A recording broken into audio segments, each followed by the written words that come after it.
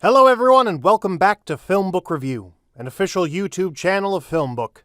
Featured in Google News, IMDb's news desk, and a member of the Critics' Choice Association. FilmBook is an entertainment industry news website that reports on the film and television show industries in the United States and across the world.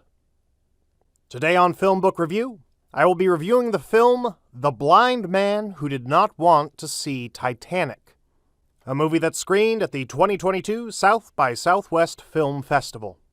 The Blind Man Who Did Not Want to See Titanic is written and directed by Teemu Nikki and stars Poikko Lanen, Marjana Maijala, Samueli Jasko, Hanamaja Nikander, and Matti Onisma.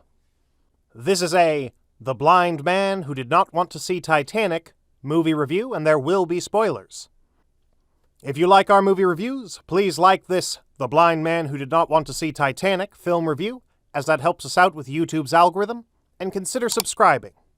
Once subscribed, click the bell notification box and you are all set. Please also consider becoming one of our patrons on Patreon at patreon.com/filmbook. And now, The Blind Man Who Did Not Want to See Titanic movie review.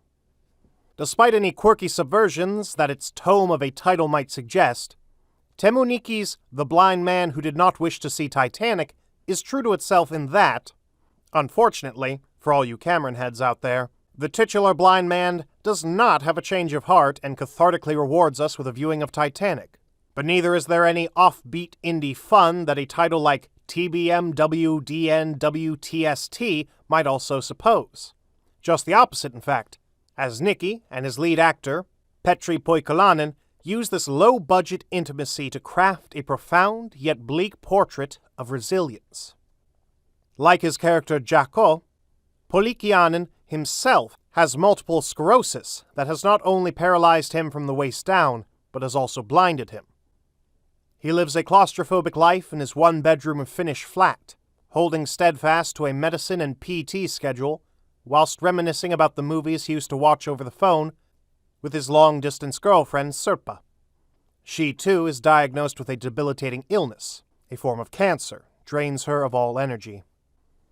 Although they've never actually met in person, the couple converse as if they've experienced each other's presence for their whole lives. Sirpa's the one who's the Titanic fan, and relentlessly teases the former film bro Jaakko of having never seen it. He's admittedly a fan of Cameron's genre work, but Jaakko's holdout on the disaster romance film is more for sheer hipster cred. One day, Jaakko's routine is irked when Sirpa misses their morning call. After finally getting through to her, he finds her in a depressed state, having just learned she might undergo another round of chemotherapy.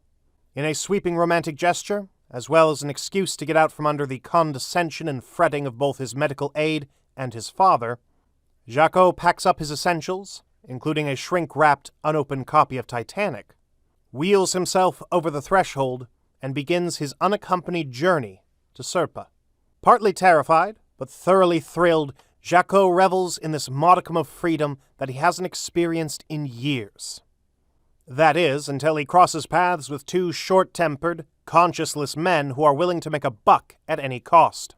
Nikki and his cinematographer Sari Alatonen frame the entire film in extreme close-ups of Poikolainen's face with incredibly shallow focus. Everything that's a couple of inches beyond Jaakko's personal bubble blurs into fuzzy blobs. The sound mixing is incredibly crisp, but during moments of duress, like when Jaakko falls out of his wheelchair and smacks his head, it reaches levels of fuzziness to mirror that of the visuals. While it's evident that this is a personification of Jaakko's Poikolainen's own physical restrictions, it's also a metaphor for the claustrophobia and anxiety that he feels on a daily basis, and that we as the viewers feel toward his struggles. He doesn't know what's beyond the veil, and neither do we, and that can be frustrating. But also, just like Jaakko, we as the viewers don't need to be handheld through this artsy experiment. Jaakko has faith in his own strength, as does Nikki in his viewer's own perceptions.